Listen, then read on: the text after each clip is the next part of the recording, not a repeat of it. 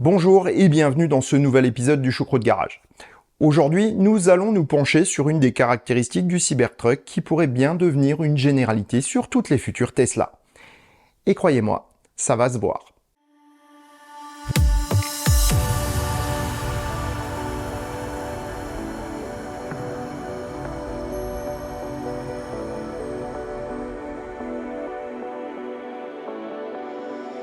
Si ça te plaît, mets un pouce vers le haut et commente. Si ça te plaît beaucoup, abonne-toi.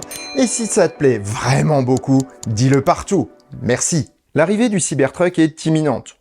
Ou bien c'est déjà fait puisque je prépare cet épisode un peu à l'avance. Au moment où vous visionnez cet épisode, je suis sur le trajet du retour d'une semaine de tournage chez Revolt e-Garage. La vidéo qui va en sortir sera exceptionnelle. Alors ne la manquez pas. Donc, je disais, l'arrivée du Cybertruck est imminente et son design polarisant a fait couler beaucoup d'encre, tout comme la méthode de fabrication qui lui donne naissance. Dans cette vidéo, nous allons nous projeter un peu dans le futur, car Elon Musk et Franz von Holzhausen ont teasé le nouveau robot taxi et la Tesla Compact qui en est dérivée. Ils annoncent que leur design sera inspiré du Cybertruck. Pour ceux qui n'aiment pas le pick-up Tesla, rassurez-vous, design peut vouloir dire plusieurs choses. Ce terme peut faire référence au style, mais aussi à la technologie, et je pense que c'est plutôt là le propos. Voyons donc comment les nouvelles Tesla pourraient s'inspirer du monstre en inox cher à Elon. En premier lieu, nous avons des informations qui ont été annoncées lors de l'Investor Day 2023, et dont certaines s'avèrent pourtant inexactes, ou en tout cas très imprécises, ce qui nous a fait penser des choses qui sont pas forcément les bonnes. Premièrement, l'assemblage général de la voiture. Franz a présenté à cette occasion une nouvelle manière d'assembler les autos en faisant appel à des modules ou sous-ensembles. On construit totalement le plancher, les flancs, l'avant et l'arrière avant d'assembler le tout à la fin. Or, la structure du Cybertruck ne semble pas permettre de faire cela. En tout cas, pas totalement, contrairement au dire du designer. Pour la compacte, il y a des chances que ce soit la méthode choisie. Deuxièmement, le Cybertruck repose probablement sur une architecture électrique à tension élevée. La partie haute tension passe à 800 volts au moins, tandis que la basse tension fait appel totalement ou partiellement à du 48 volts, soit 4 fois plus que les modèles actuels.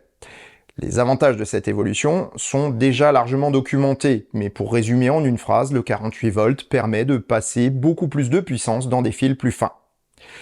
Pourtant, ce qui caractérise le style du Cybertruck et qui est exposé à la face du monde, c'est son absence de peinture. Comme la DeLorean DMC-12 en son temps, le Cybertruck est à poil.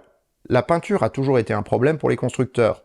Depuis les débuts de la production en grande série des automobiles, elle a cristallisé énormément de ressources pour ne pas ralentir la production. En son temps, Ford a tenté quelque chose d'assez audacieux avec la Ford T. La peinture noire était obligatoire pour deux raisons industrielles. Le coût et la rapidité. Henry Ford avait passé une commande massive de peinture noire car elle était moins chère que les autres, mais en plus, elle séchait plus vite que les autres couleurs, accélérant la cadence de production, puisque la peinture était le poste le plus lent de la chaîne. Donc, le Cybertruck est à poil. Enfin, ça c'est ce qu'on pourrait penser. Or, de récentes rumeurs laissent penser que non, en tout cas pas tout le temps. L'inox, en effet, n'est pas un métal inerte, et s'il est très résistant, peut tout de même être dégradé dans son aspect. Il est possible de le rayer, et il peut même rouiller. Eh oui! Malgré son nom, ce métal n'est pas exempt de la maladie de tous les aciers, car il contient du fer. Rayez de l'inox et vous exposez une partie de sa surface aux éléments. Il peut alors avoir deux réactions. Soit il peut reconstituer sa protection en oxyde de chrome, c'est la pellicule qui empêche le métal de rouiller, soit il est mis en contact avec des acides ou des conditions oxydantes, et une fine couche de rouille se forme à la surface avant que le cœur du matériau ne soit nouveau protégé par une couche d'oxyde. Du coup, cette rouille reste généralement en surface, mais dégrade quand même fortement l'aspect de l'auto. DeLorean a rencontré ce souci avec la DMC-12 car lors d'un lavage, pour effacer les micro-rayures, il était conseillé d'utiliser de la paille de fer. Les particules de fer déposées à sa surface rouillaient et donnaient un fini dégueulasse. L'inox en dessous était altéré, rendant le nettoyage compliqué et le retour à une finition correcte aléatoire. Pour répondre à ce problème, Tesla a probablement misé sur deux points importants pour la carrosserie de son Cybertruck. La qualité de l'acier utilisé et le traitement de surface. La peinture, c'est ce qui protège votre auto de la rouille et des outrages du temps. Pour le Cybertruck, il fallait trouver une solution équivalente, mais qui laisse voir l'aspect brut du matériau. De plus, pour garder la simplicité du processus de production, il fallait que la couche protectrice soit toujours de la même couleur. Et ici, en l'occurrence, elle est incolore. On pense tout de suite à un vernis, mais ce n'est pas une bonne solution. DeLorean avait expérimenté ce procédé, mais le vernis ne tenait pas sur la microscopique couche d'oxyde qui recouvre les panneaux de carrosserie. Certains ont tout de même réussi à vernir ou à peindre des DeLorean, mais au prix de l'utilisation de produits extrêmement chers et de process compliqués à mettre en œuvre. Cela n'est guère réalisable à l'échelle industrielle. Tesla a donc regardé du côté d'autres applications industrielles pour protéger son Cybertruck. Ce procédé, comme l'indique Elon Musk dans un post sur X, fait appel à du carbure de tungstène. Une telle méthode est déjà utilisée pour protéger les vannes ou certaines parties de conduite de fluide soumises à de forts stress. Et une entreprise d'Elon Musk a déjà eu recours à cette technique. SpaceX. Protéger les conduites du nouveau déluge d'eau de la Starbase est une priorité, car l'eau utilisée n'est pas totalement pure et peut contenir une petite quantité de particules abrasives. Lorsque la Stardouche, comme l'appelle Starbase FR, se met en branle, ce sont des quantités énormes d'eau à une pression de plusieurs centaines de bars que les conduites et autres éléments doivent gérer. Voilà qui explique l'utilisation de carbure de tungstène pour protéger l'intérieur des conduites. L'application d'un tel matériau peut se faire de différentes manières, mais celle qui pourrait correspondre le mieux aux besoins de Tesla serait l'application oxygaz. Le carbure de tungstène en très fine poussière est mélangé à un gaz combustible. Lorsque le mélange passe dans la buse de projection, le gaz est enflammé, provoquant un flux supersonique à plus de 2500 degrés. La couche de carbure qui se dépose sur la carrosserie ne dépasse pas 100 microns au plus, mais protège drastiquement contre les rayures. Toutefois, en raison de son coût, ce procédé restera optionnel selon Elon Musk. Il est destiné aux personnes qui veulent garder leur Cybertruck dans leur couleur d'origine, avec une résistance sans pareil. Pour les autres, recouvrir le Cybertruck d'une couche de vinyle ou de PPF est une option qui sera, on n'en doute pas, très populaire. Et là, c'est le moment de vous parler du sponsor de cette vidéo. CarVrap Design.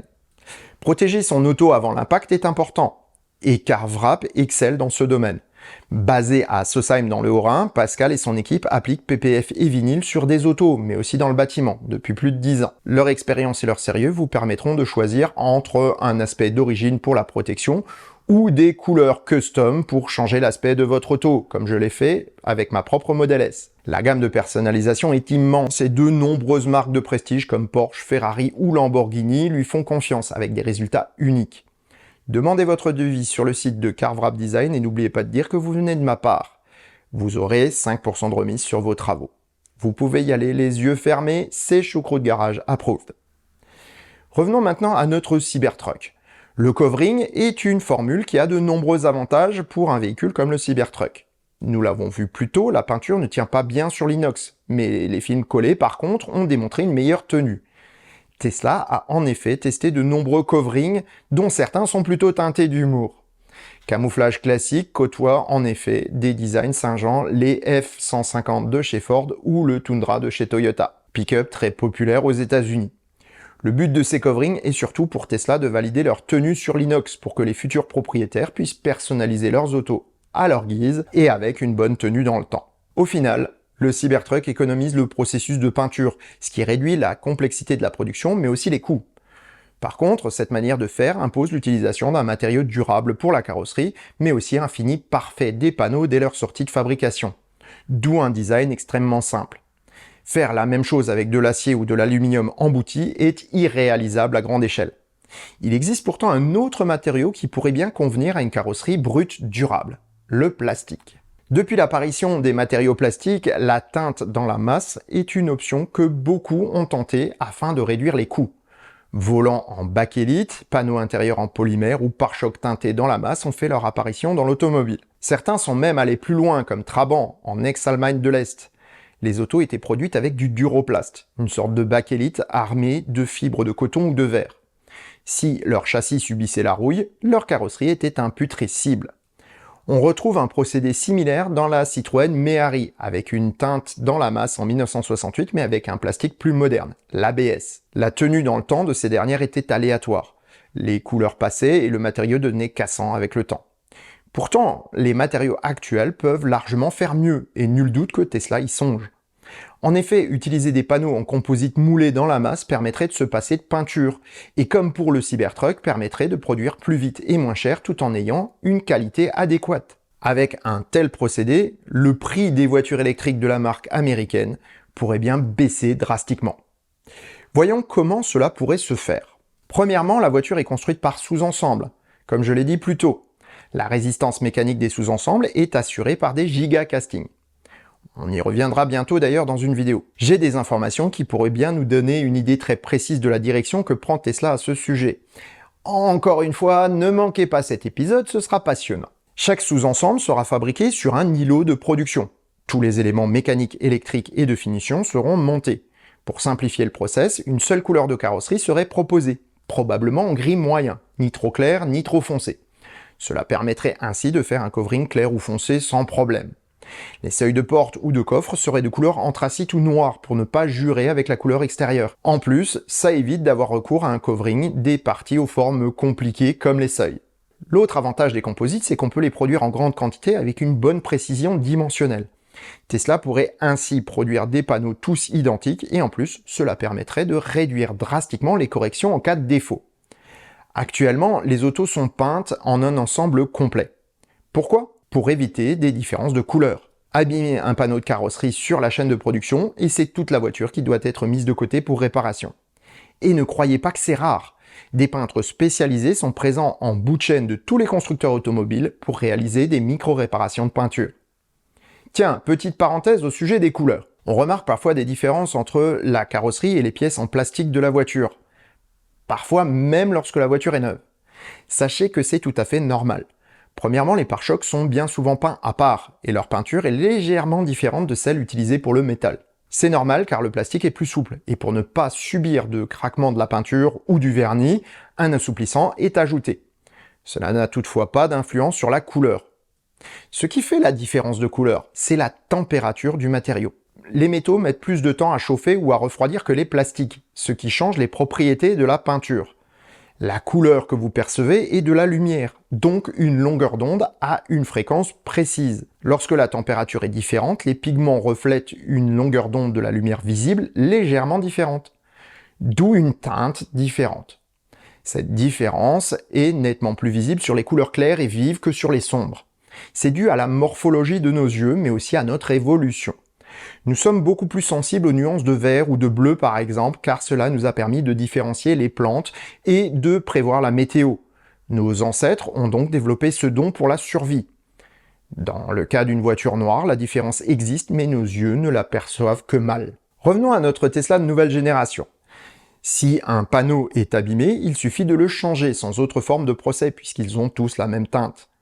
C'est aussi valable pour les sous-ensembles dont les éléments sont totalement interchangeables. Les défauts de qualité ne bloqueront donc plus un véhicule complet, ce qui permet d'augmenter les cadences. D'un point de vue style, cette Tesla n'aura pas besoin nécessairement d'être aussi basique que le Cybertruck. Mouler les formes en composite offre en effet plus de liberté. Je pense pour ma part que Tesla restera dans le minimalisme et que les références au pick-up seront nombreuses tout de même. Mais c'est un choix, pas une contrainte. On aura donc probablement un style qui sera à mi-chemin entre le Cybertruck et les autres Tesla. Le covering de ces autos sera simple, et comme le nombre de voitures à traiter augmentera drastiquement, les prix de l'opération baisseront. Alors que certaines peintures Tesla sont déjà plus chères qu'un covering comme celui de ma Model S, on peut s'attendre à ce qu'une voiture finie et couverte soit largement moins chère qu'une autre identique peinte en usine. Et en plus, ça donne du travail en local pour effectuer l'opération. Nous avons vu les avantages d'un point de vue production, mais ça ne s'arrête pas là. Pour la réparabilité, c'est aussi une bonne chose. Les panneaux composites sont compliqués à réparer, mais leur remplacement complet sera aussi simple que le remplacement de votre pare-brise, voire plus. Les pare-chocs seront clipsés, tandis que les autres panneaux seront collés, comme les vitres fixes de votre auto. Une demi-journée suffira à remplacer et recouvrir un panneau endommagé pour une réparation totalement invisible. Pour les petites rayures, un remplacement du covering suffira. On pourrait se dire qu'on a fait le tour de toute l'ingéniosité d'une telle méthode. Mais en fait, il n'en est rien. C'est en fin de vie de l'auto que cette manière de faire a un autre avantage, pour le recyclage. Lorsqu'une auto part au broyeur, elle est tout d'abord dépolluée puis détruite en un amas de matériaux divers. Il faut alors séparer les matériaux, ce qui est parfois compliqué. Une partie de ces matériaux n'est pas récupérable, et la peinture en fait partie. Pour recycler les métaux, il faut les faire fondre, et donc brûler ou décaper la peinture. Celle-ci est donc perdue. Dans le cas des panneaux de plastique, ils seront recyclés avec le film et les autres plastiques de la voiture, sans pour autant nécessiter de haute température ou de traitement chimique. Ils seront donc réutilisables. Si la structure de l'auto est en gigacasting et en acier, séparer l'aluminium des métaux magnétiques sera simple et au final, la voiture aura une seconde vie bien plus facilement qu'avec les méthodes actuelles. On le voit, Tesla a révolutionné l'usage des voitures en introduisant des autos électriques capables de répondre aux besoins des utilisateurs. En créant le réseau de superchargeurs, la marque d'Elon Musk a fait une nouvelle brèche dans le monopole des constructeurs traditionnels. Et maintenant, c'est sur le plan de la fabrication que Tesla révolutionne le monde automobile. Allez savoir ce qu'ils nous inventeront ensuite. Et sur ces bonnes paroles, je vous souhaite bonne route et vous dis à bientôt pour un prochain épisode du Choucroute Garage. Portez-vous bien. Ciao.